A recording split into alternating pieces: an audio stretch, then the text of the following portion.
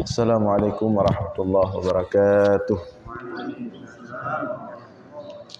Alhamdulillahilladzi bi ni'matihi tatimmus shalihat wa bi fadlihi tatanazzalul khairat wal barakat wa bi taufiqihi tatahaqqaqul maqasid wal ghayat. Allahumma salli wa sallim wa barik ala sayyidina wa maulana Muhammad wa ala alihi wa sahbihi ajma'in, amma ba'd. Hadirin jamaah sekalian yang dimuliakan Allah, kembali kita lanjutkan kajian kita tentang ilmu tauhid. Masih tentang masalah sifat yang pertama bagi Allah daripada sifat 20 yang wajib kita ketahui, yaitu sifat nafsiyah. Sifat yang pertama yaitu sifat nafsiyah, sifat wujud, ya. Sifat nafsiyah itu jumlahnya 1, sifat salbiyah 5, sifat ma'ani 7, ma'nawiyah demikian juga 7. Nafsiyah 1 yaitu sifat wujud. Nah, sebelumnya sudah kita sampaikan sekilas tentang sifat wujud ini. Pada subuh ini mungkin kita perkuatkan lagi, ya, logika penetapan wujud bagi Allah. Artinya bagaimana kita dapat menetapkan wujud Allah atau keberadaan Allah. Maka kita akan merujuk kepada salah satu ayat Al-Quran yang juga pernah kita sebutkan sebelumnya secara sekilas.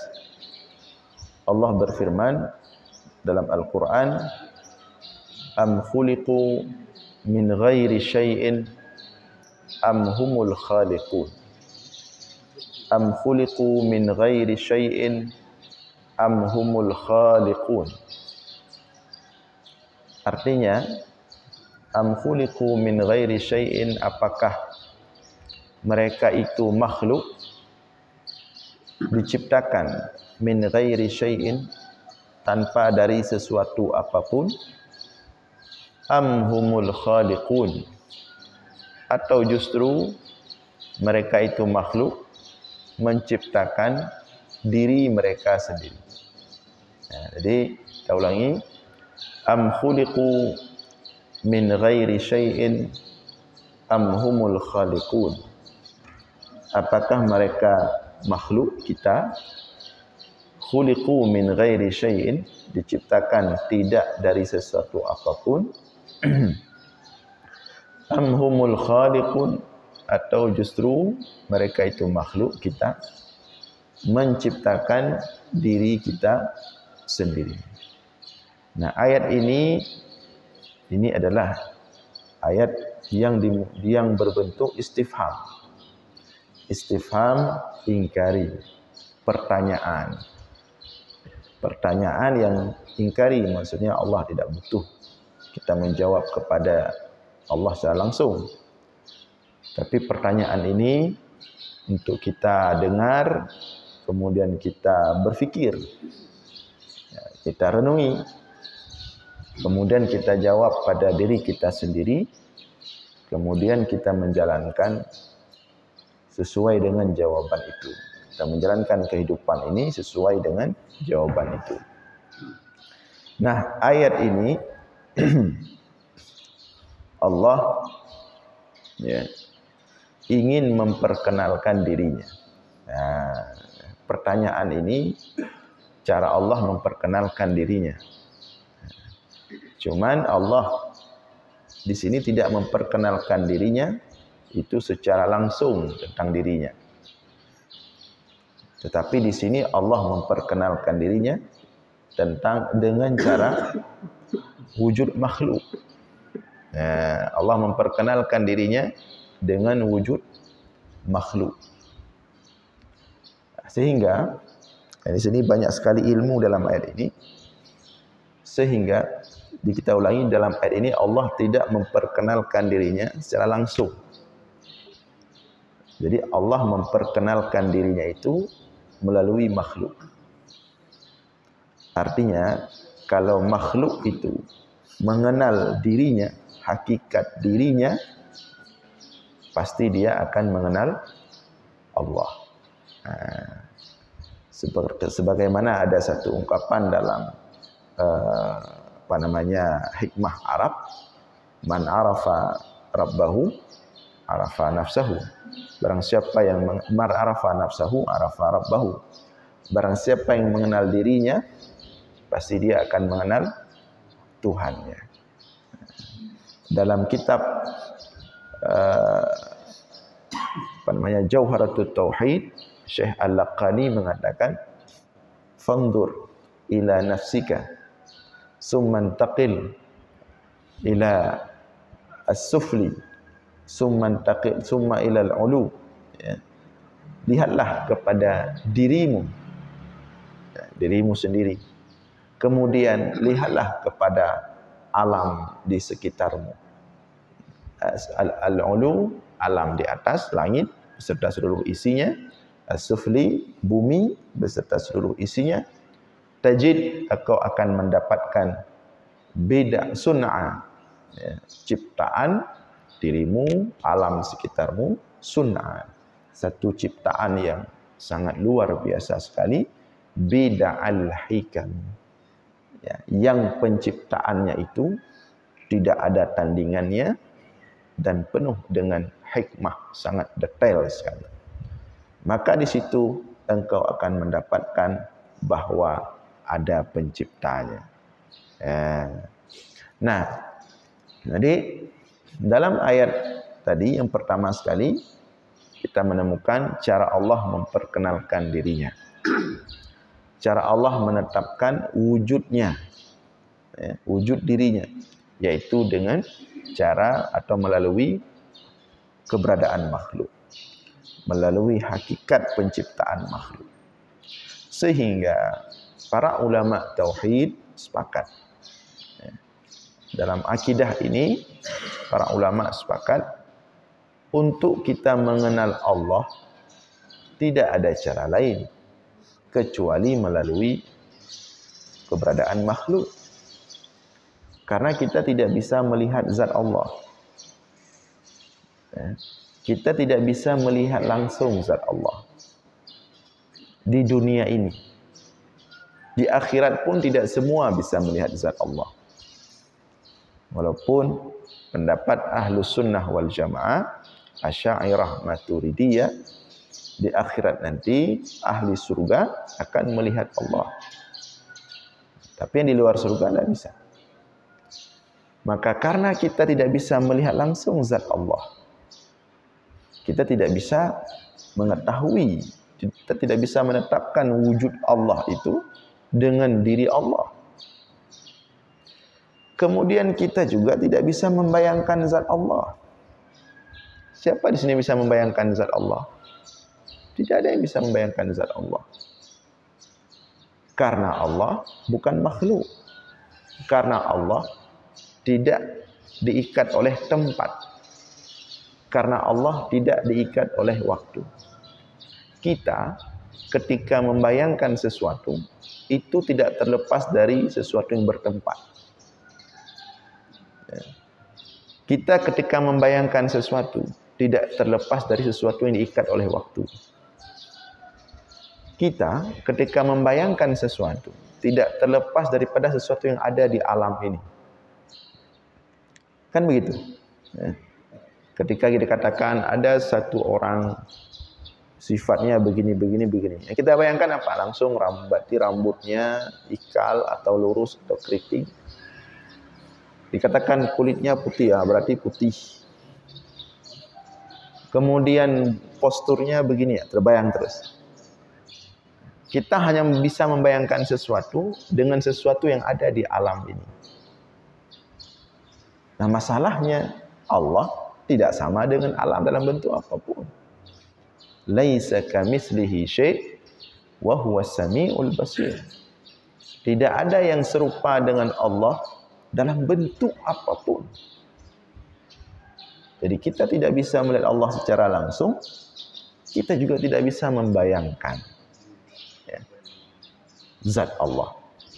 Sehingga sejauh apapun kita untuk mendeteksi ya, bentuk zat atau membayangkan bentuk zat, enggak akan dapat. Maka fakullu ma khatura bibalika fallahu khilafu dzalik. Setiap yang terbersit di hatimu, di benakmu tentang zat Allah, fahuwa khilafu dzalik. Allah tidak seperti itu. Ya. Nah, jadi tidak dapat. Sehingga ditutuplah pintu ini oleh ulama. Sebagaimana perintah dalam syariat, tafakkaru fi khalqillah wa la tatafakkaru fi dzatillah.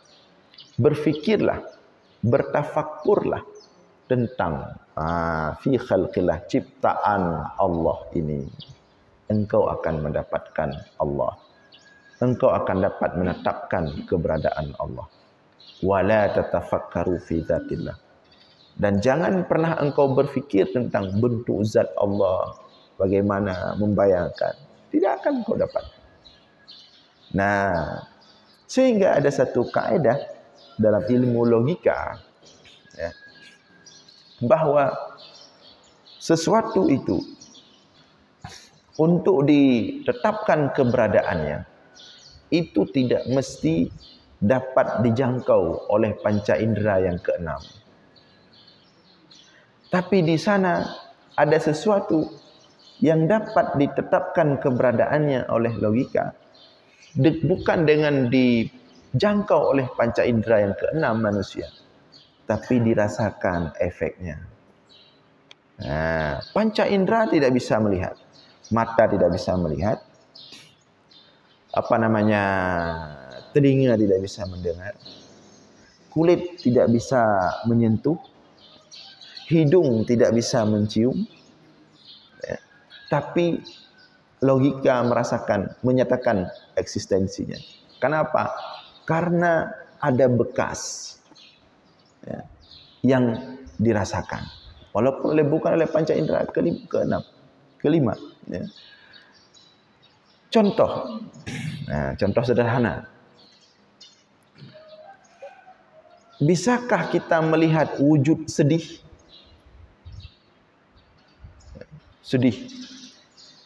Sedih berwujud seperti wujud ini. Bisa tidak? Tidak bisa. Tapi ketika wujud sedih itu tidak ada, tidak bisa kita lihat, apakah dia tidak ada? Dia ada. Bagaimana kita ketahui ada wujud sedih? Kita merasakannya. Ya.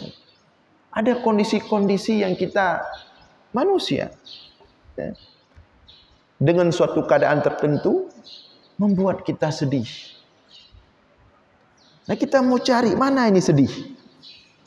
Ya. Kita mau cari, kita mau lihat dia bagaimana bentuknya. Mau kita potong-potong dia. Karena kesedihan itu banyak menghancurkan kehidupan manusia. Ya.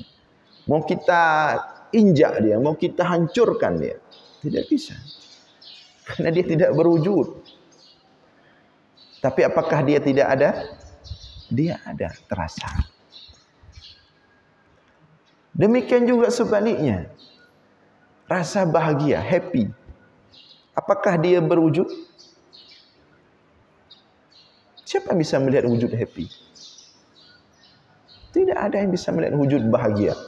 Kita mau lihat bagaimana sih bentuk wujud bahagia itu sehingga kita bisa mengambil, kemudian kita masukkan dalam hati kita sehingga kita bisa bahagia sepanjang hidup kita. Nah, tidak ada wujud.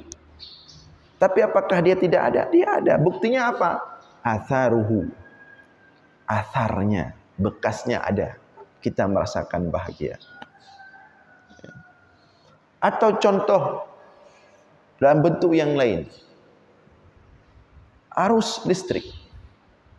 Adakah yang pernah melihat arus listrik? Coba tunjukkan mana arus listrik. Dia mengatakan, oh itu Itu kabel, pipa dalamnya kabel. Bagaimana kita bisa mengetahui adanya wujud arus listrik itu?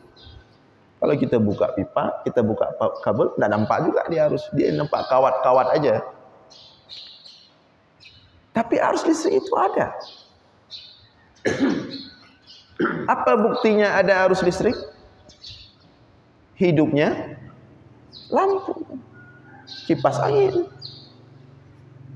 mic, ya, menunjukkan arus listrik itu ada. Tapi coba letakkan di sini. Arus listrik itu ada apa tidak? Coba saya mau lihat. Karena ada sebagian orang yang tidak mau beriman, tidak mau percaya sesuatu yang tidak bisa dia lihat. Coba tunjukkan. Karena ada orang mengatakan, saya harus lihat langsung dengan mata saya, baru saya beriman. Sehingga logika itu dia pakai untuk Tuhan. Saya tidak akan beriman kepada Tuhan sebelum saya lihat langsung. Padahal logika ya, sederhana mengatakan bahwa sehebat-hebatnya akal, dia tetap ada batas. Batas akal itu apa? Batasnya tempat.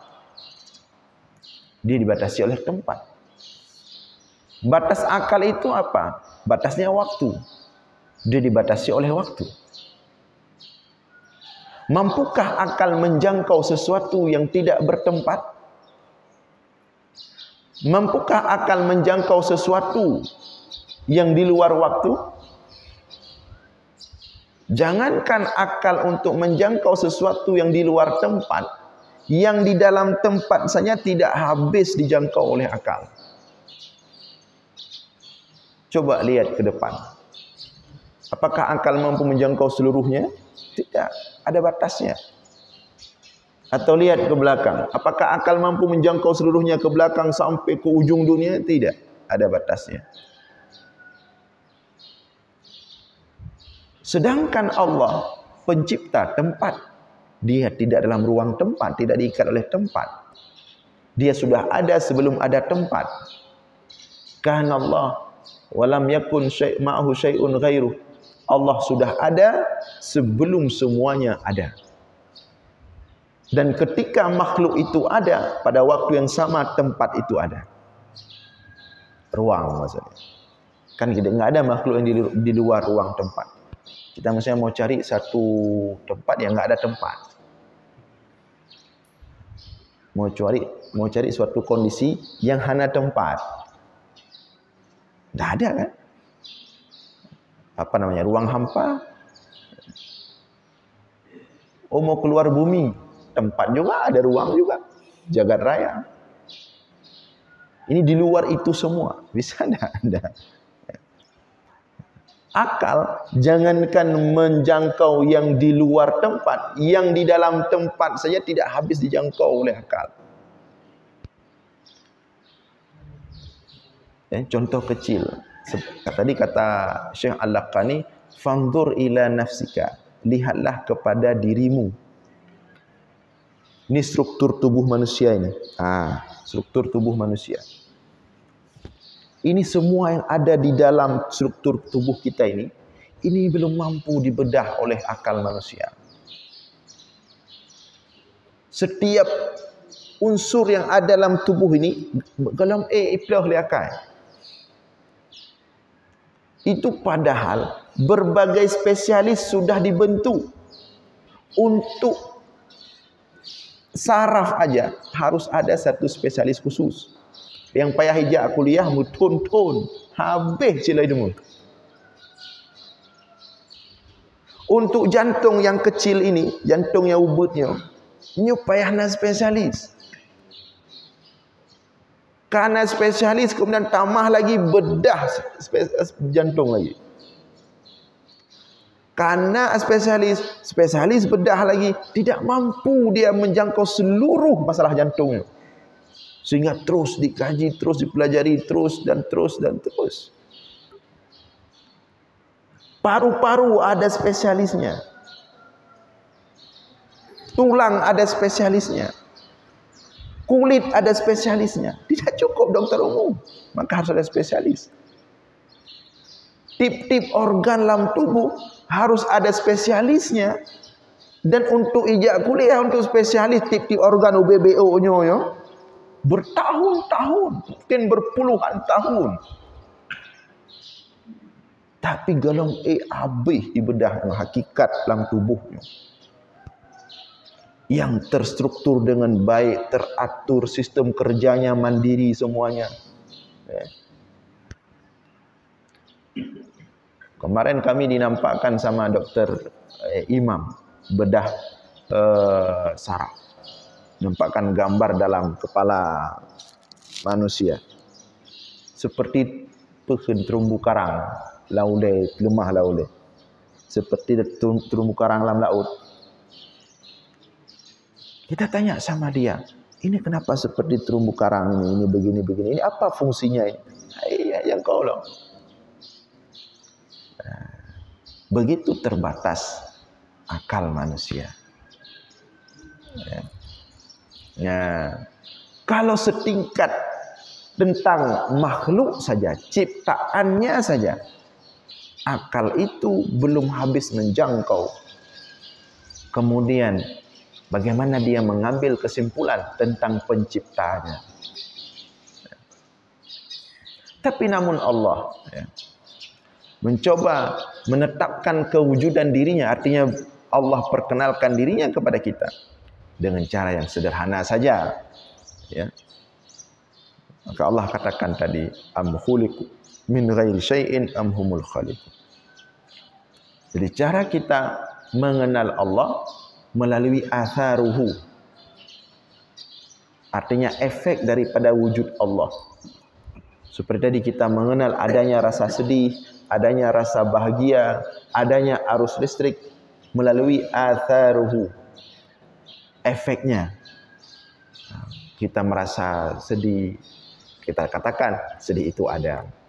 Kita merasa bahagia, kita katakan bahagia itu ada. Tapi kalau kita diminta tunjukkan bentuk sedih itu, tunjukkan bentuk, kita tidak bisa menunjukkan. Dia nggak ada berwujud dalam bentuk wujud tertentu. Kalau kita dimintakan wujud, coba berikan bentuk arus listrik itu. Oh ada ketika meledak trafo. Oh, itu api. Tapi arus secara khusus tidak bisa kita tunjukkan. Tapi listrik ada, arus listrik ada. Begitulah kita menetapkan Allah. Kita tidak bisa melihat Allah secara langsung. Kita tidak bisa membayangkan zat Allah.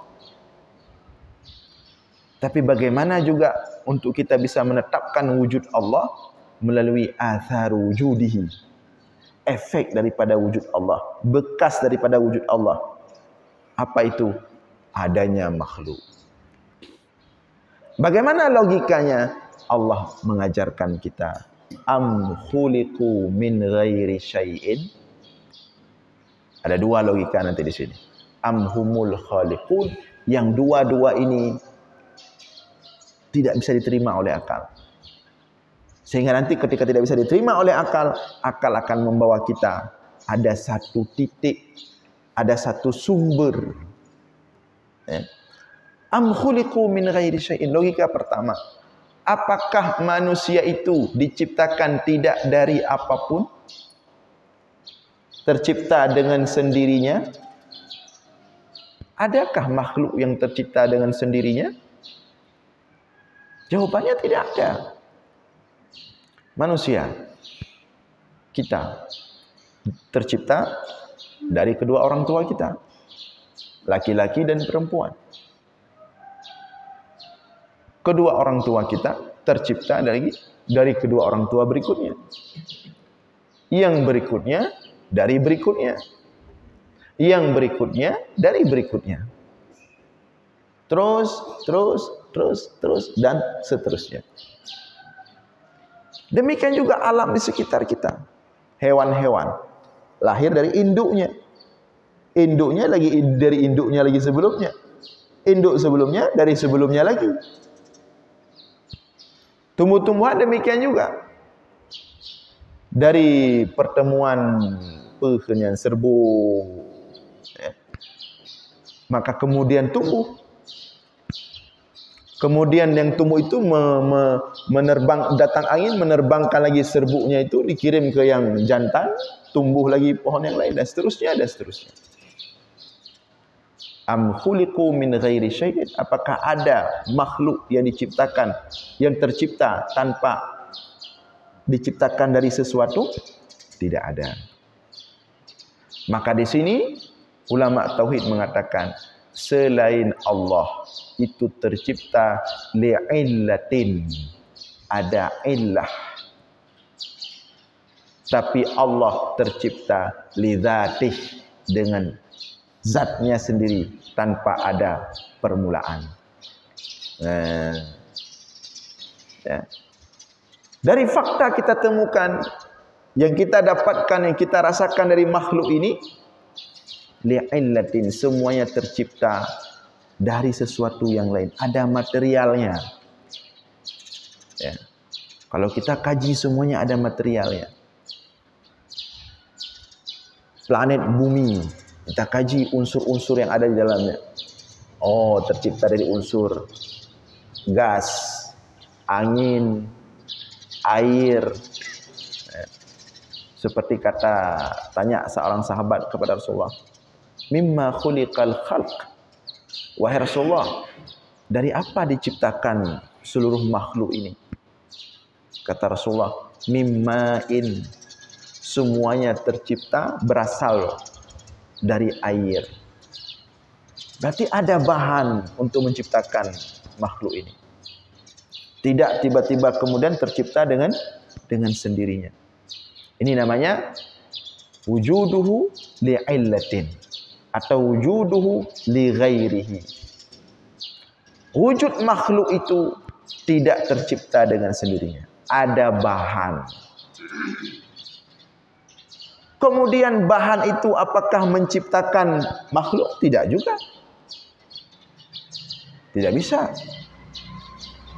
Karena bahan itu pun tidak bisa menciptakan dirinya sendiri. Maka selanjutnya, amhumul khaliqun, apakah? Jadi kalau makhluk itu tidak tercipta dengan sendirinya, artinya mustahil, akal tidak bisa terima. Coba jelaskan sesuatu itu tercipta dengan sendirinya, tidak bisa diterima oleh akal. Kiban jegroy ikun le sebagian orang teori Big Bang, ledakan besar itu. Tercipta alam ini dengan sendirinya karena berjumpa unsur gas, angin, kemudian terjadi bacu-becut, dom, meledak. Ban meledak, tiba-tiba karena Matauro, karena bumi, karena planet-planet lain punannya, Saturnus, dari pepe tu. Ya. Yang mana mangatlah. Tabla you tepung saka minyak bagaimana? Tahu lawak-lawak you puam tarong binti tuang kali gue ka donat. Ya. Nah.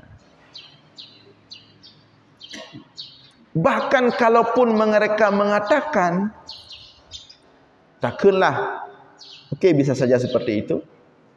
Tapi pertanyaannya, zat-zat yang berkumpul sehingga terjadi ledakan itu, gas dan lain sebagainya, itu dari mana datang? Zat-zat itu penagroi. Okey, masalah apakah dengan ledakan, apakah dibuat dikit-dikit, okey. Kita serahkan itu secara objektif, tidak kita bahas dulu.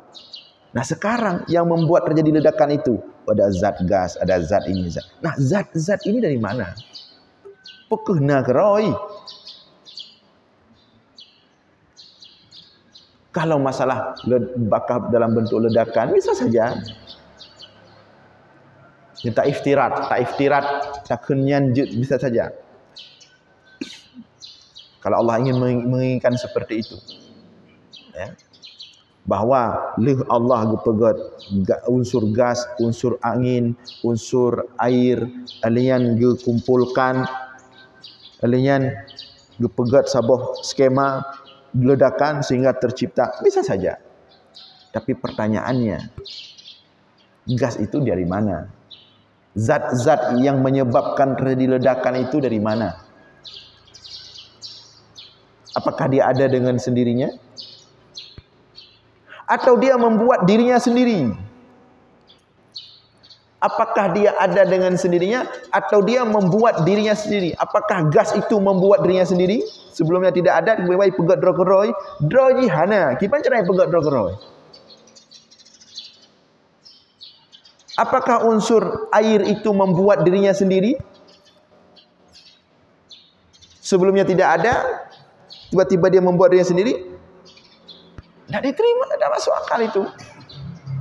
Hai tamang lah, kai dah terpaksa, hai tamang.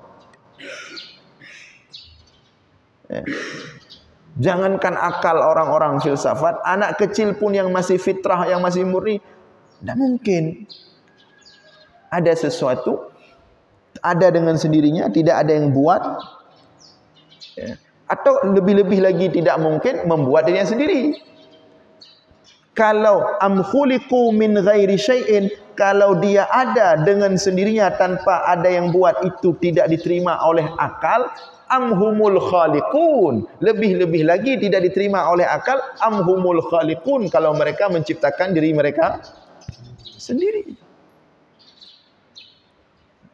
Ini dua logika dibangun oleh Allah. Am khuliqu min ghairi syai'in, cita yang makhluknya pekerja geroi, tidak ada yang berani menjawab dia tercipta dengan sendirinya. Atau ciptaan roh-rohnya lebih baiklah. Maka kalau jawaban dua-dua logika ini, kalau jawaban dua-dua pertanyaan ini adalah tidak, mafhum mukhalafahnya, logika sebaliknya kita putar. Kalau dia tidak mungkin diciptakan dari sesuatu, tercipta dengan sendirinya, berarti kalau tidak jawabannya, maka ada yang menciptakan. Kalau dia, yang pertanyaan kedua, tidak mungkin menciptakan dirinya sendiri, berarti ada yang lain yang menciptakannya.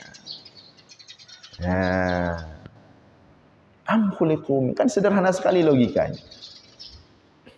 Memang seperti itu, bahasa Al-Quran memang sederhana dan universal, umum. Tapi kalau kita mau dalami, luas sekali. Nah, maka dari dua pertanyaan ini lahirlah konsep. Berarti makhluk itu wujuduhu li ghairihi, dia ada dengan sebab ada yang lain. Kalau makhluk ada dengan sebab ada yang lain, berarti Tuhan ada. Gimana? Menyo makhluk karena yang lain, yang pegot.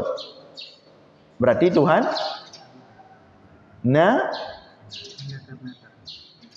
menyo terpegah Tuhan karena yang lain, berarti sama dengan makhluk. Beda.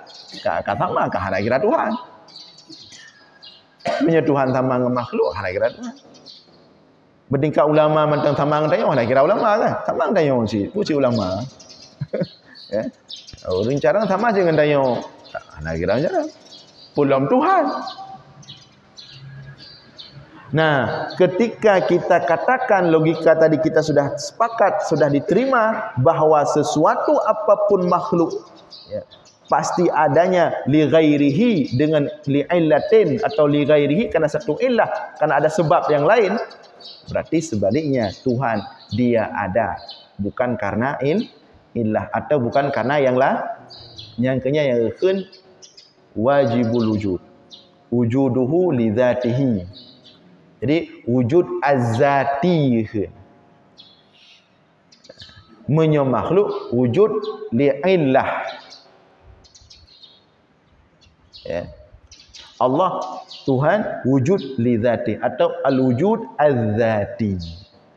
Yang wujudnya bukan disebabkan oleh yang lain. Serap kita membacut laulai. Maka mungkin si Allah ciptakan yang lain cik. Pertanyaan berikutnya, yang lain yang ciptakannya, kau ciptakan, lain cik. Lainnya, lain lam cik. Lainnya, lain lamnya.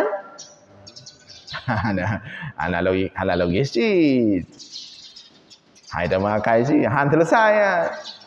Yang intinya, mesti ada satu wujud yang memulai semua ini. Yang berupah oleh Mahan yang Tuhan diciptakan yang lain cip, menyo makhluk mungkin diciptakan yang lain, berarti Tuhan kamu mungkin cip. Engkau ke peterut itu. Berarti Tuhan diciptakan oleh CJ. CJ kemungkinan ciptakan yang lain cip, tak boleh CJ hilang. CJ kemungkinan ciptakan ciptakan cip, aku ke CJ hilang. Pajan lu tu Maka mesti ada satu titik yang memulai semua ini. Cuma lagi haba bunuh. Tidak mudah ya, memahami sesuatu itu ada tanpa ada permulaan. Tidak mudah memang.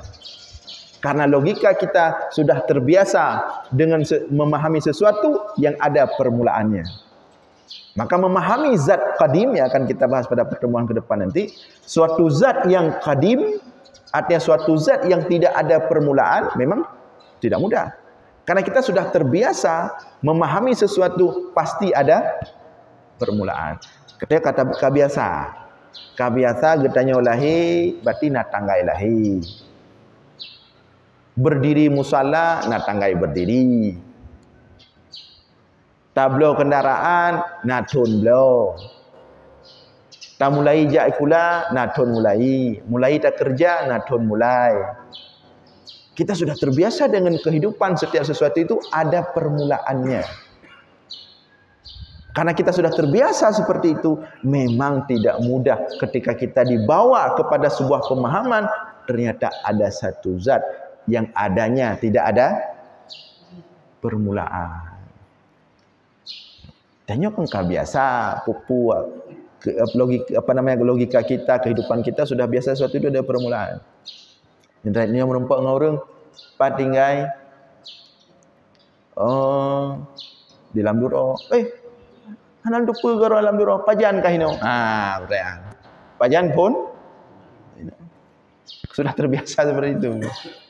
Jauh lagi hanan pajan tiba-tiba kana ino juga ro nya kabeh nya kata kabeh ya. Atau dia katakan pat tinggai hidi di Ajun atau di Banda Aceh. Tak tanya. Asai pat. Asai deh di lot semua. Ujung-ujung pajan kah kena bandar. Pajan mulai. Karena logika kita sudah terbiasa dengan sesuatu itu kapan ada permulaannya. Itulah yang kemudian kadang-kadang berat ketika kita bawa untuk mencoba mencerna, ternyata ada satu wujud yang wujudnya tidak ada permulaan. Itulah wujud yang kita sebut dengan qadim. Huwal awwalu wal akhiru. Yang pertama, wujuduhu bila bidayah, tanpa permulaan. Tetapi untuk kita bisa memahami hakikat kita, yang benar pertanyaan am khuliqu min ghairi syai'in am humul khaliqun, untuk kita bisa mempaskan, menetapkan, menyempurnakan logika kita berfikir tentang hakikat kita makhluk, dan bahawa di sana ada pencipta makhluk ini yang sudah tadi kita sepakati. Memang logika membawa kita, berarti ada satu wujud yang memulai semua ini. Nah, wujud itulah yang kita sebut dengan Rabb, Tuhan, Allah, Al-Khaliq, Al-Bari, Al-Musawwir, Al-Mubdi'. Itu logika sederhana sekali. Ya. Nah, maka disebut dengan al-wujud al-zati. Jadi yang kena jelaskan bab subuhnya tentang makna wujud zati. Bahawa wujud Allah wujud al-zati atau wajibul wujud. Kalau pertemuan sebelumnya terakhir kita jelaskan tentang wujud Allah kan wajibul wujud. Nyo sebenarnya al-wujud az-zati. Menyo al-wajibul wujud demikian juga wajib ada. Sama lagi makna wujud zati. Bahkan sebagian kitab seperti kitab Al-Mukhtasar Al-Mufid Syarah Jawharut Tauhid kata Syekh Nuh Al-Qudha, ya, Mufti Yordan, beliau mengatakan makna wajibul wujud itulah wujud az-zati yang kita jelaskan subuh ini. Wajibul wujud maknanya wujudnya itu wajib. Wajibna mungkin hana menyuhana Allah, hana alam itu berarti Allah wajib. Menyuhana hana wajibna. Bumo maksud hana manusia. Judhan bumo. Jujur mata apakah hanya Mantai mantang merasa sok penting kan? Sok merasa menyo hana lu menyo siapa hambere. Yang bahasa dah yo, bahasa manusia nak bombong becu kan. Menyo kan long, menyo hana long. Tapi coba gadah manusia dia. Pekul langsung terjadi kiamat. Kabeh gadah manusia dari zaman Nabi Adam mejuta roh, triliunan roh manusia kabeh gadah tu. Bumi tetap lagi roh. Jadi wujud kita tidak ada pengaruh ke bumi. Dia namanya ke yang lain. Demikian juga bumi. Hana bak kaya. Hana pengaruh tetap bumi kehidupan tak berjalan. Hana gunung, kabeh krok gunung du meroyo. Kabeh gunung lebih pegat rumah tu kai tambak laut. Tak pengaruh. Kehidupan tetap berjalan. Tidak ada pula. Tidak ada langit, kehidupan tak berjalan. Kai pegah aja mun nyo walaupun payah tak jaga, bentuk pada pegah lagi apa dia nak payah tak jaga kali, bahar relah ju yang relah gede hana efek ya. Jangan payah tak jaga ci melestarikan alam.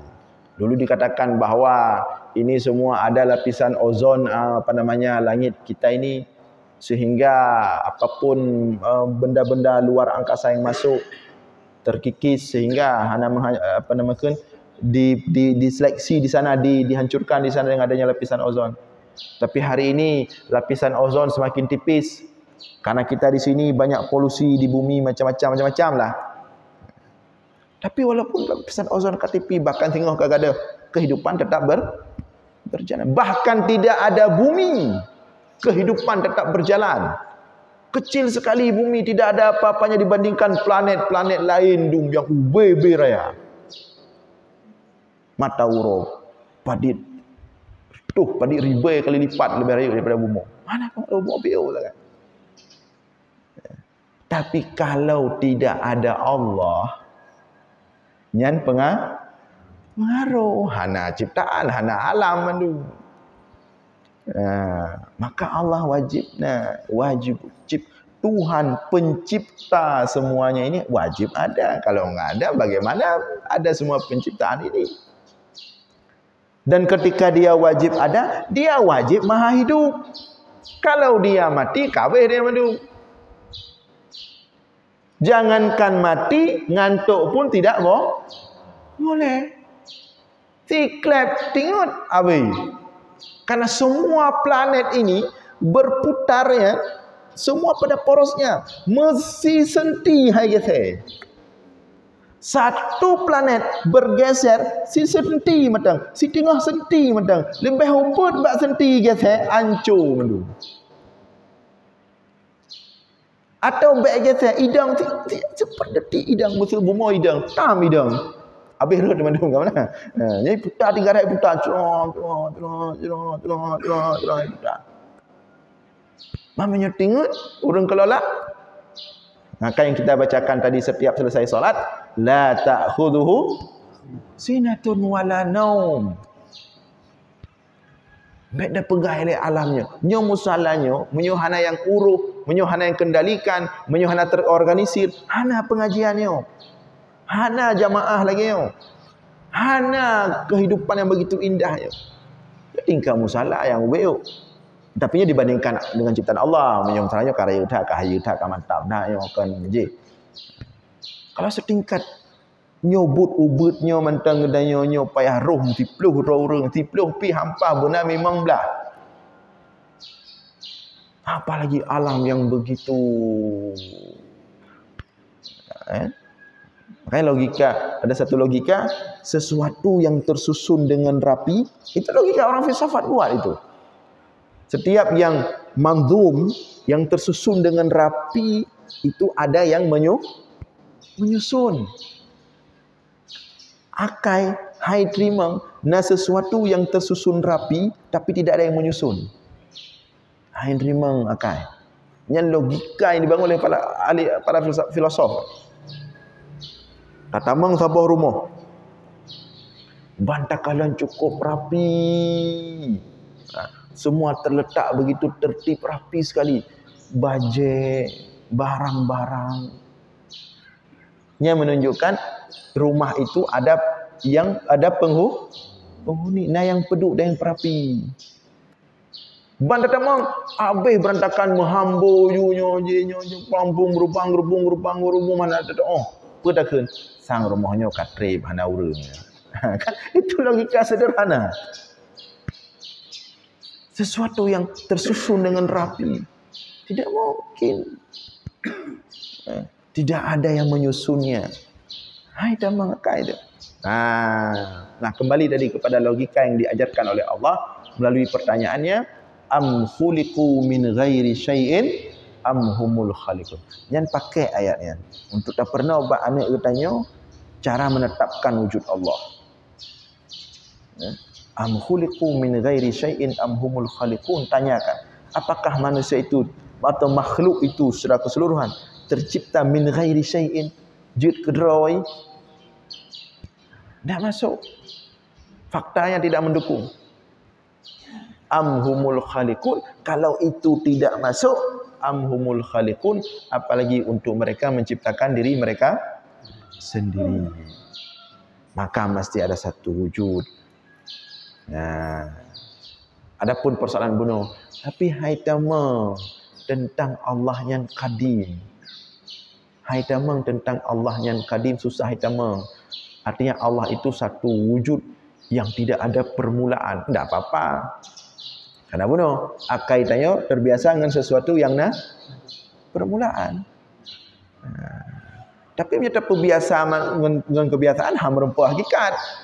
Merempuh hakikat pencipta. Karena kita terbiasa dengan makhluk, artinya setiap makhluk ada permulaan, maka kita harus menerima ada satu pencipta yang adanya tidak ada permulaan. Karena kalau pencipta itu juga ada permulaan bagi wujudnya, berarti dia juga makhluk. Katamangan makhluk. Nah, hadirin sekalian yang dimuliakan oleh Allah, maka wujud Allah itu wujud zati. Dengan tertepa bahawa am khuliqu min ghairi syai'in, bahawa makhluk diciptakan itu lin illatin, karena ada sesuatu yang lain, ada bahan, ada materi, dan materi itu ada yang buat. Amhumul khaliqun, tidak mungkin materi itu menciptakan dirinya sendiri. Tertepa fakta makhluk, penciptaan makhluk ini, makhluknya, maka kita dapatkanlah di sana ada satu wujud, ada pencipta yang wujudnya itu lizatihi, wujudnya tidak dari sesuatu yang lain, tidak diciptakan dari yang lain, maka dengan demikian kita dapatkanlah ketuhanan. Kita dapatkanlah wujud Allah. Ya. Yang tingkat etnan kan. Belum harus kibalom tak tajih. Kibalom payah jelaskan oleh ulama. Kibalom payah tulis lom, payah syarah lah oleh ulama-ulama kita, ulama-ulama Ahlus Sunnah wal Jamaah. Sampai Rasulullah mengatakan, ya, tetap kadang-kadang dibisikkan oleh syaitan. Apa bisikan je? Man khalaqallah. Siapa menciptakan? Allah. Mana lagi haba bunuh? Terus tak kembangkan man khalaq. Kan hanya silakan. Islam ini cuman Islam satu-satunya agama yang akidahnya itu dibuka, silahkan dibahas, dikaji seterbuka mungkin. Agama lain yang merempah. Ada pegangan agama, mandum agama. Tidak dibenarkan mempertanyakan tentang apa namanya? akidah tentang tauhid tidak dibenarkan. Dipaksa semua kita harus taklid, ikut taklid buta. Hanya Islam. Silahkan. Yang penting Anda punya kapasitas, punya logika yang sehat, punya mantik, silahkan kaji. Dan Allah sendiri membuka tadi. Am khuliqu min ghairi syai'in am humul khaliqun. Ini kan pertanyaan untuk semua manusia ini. Hanya tak pegah. Baik fikir kawan-kawan. Hana. Cuma dengan syarat benar kapasitas. Ya. Bahkan tak pegah bak anak TK, bak anak SD. Jangan tanya seperti itu, jangan begitu. Karena mata ubah di. Tapi menyukai tamang kuliah usuluddin, silahkan. Menyukai tamang S2 akidah filsafat, bukan hanya mengetahui, harus imita fakta-fakta lain loh. Menyukai damang SD akidah filsafat, bukan hanya harus mentemung fakta-fakta yang lain, tapi harus membangun satu teori. Silahkan dengan dibuka lebar. Karena memang itu menunjukkan ketika sebuah konten, ketika sebuah pembahasan dibuka lebar, artinya kita tidak perlu takut. Kenapa ulama Ahlussunnah wal Jamaah tidak takut? Kenapa ulama Islam tidak takut akidahnya itu dibuka, dibahas? Karena mereka sudah menemukan fakta bahwa akidah ini adalah hak, akidah yang benar. Dan kon pegah-pegah mentang, mereka sudah membahasnya, sudah mendalaminya, sudah mengkajinya, sudah menghasilkan. Sehingga aman, silahkan bahas. Cuma dengan syarat benar kapasitas, ya pegah-pegah haba galak-galak doh ham tu mendengar. Sebabnya kan akidah kan tauhid yang saya pegah-pegah. Lagi makali yang ke nyo harus betul-betul. Logikanya dulu disehatkan, dibersihkan, dapat dia. Nah, hadirin sekalian yang dimuliakan oleh Allah. Jadi untuk hari ini demikian tentang bagian penting di antara bagian-bagian untuk menetapkan atau dalil akli terhadap wujudnya Allah. Dan mungkin pertemuan ke depan masih ada bagian yang perlu kita bahas tentang wujud Allah, tapi nanti kita sesuaikan apakah masih lanjut tentang wujud Allah atau langsung ke sifat qidam, ya, sifat salbiyah iaitu sifat qidam. Kita sesuaikan.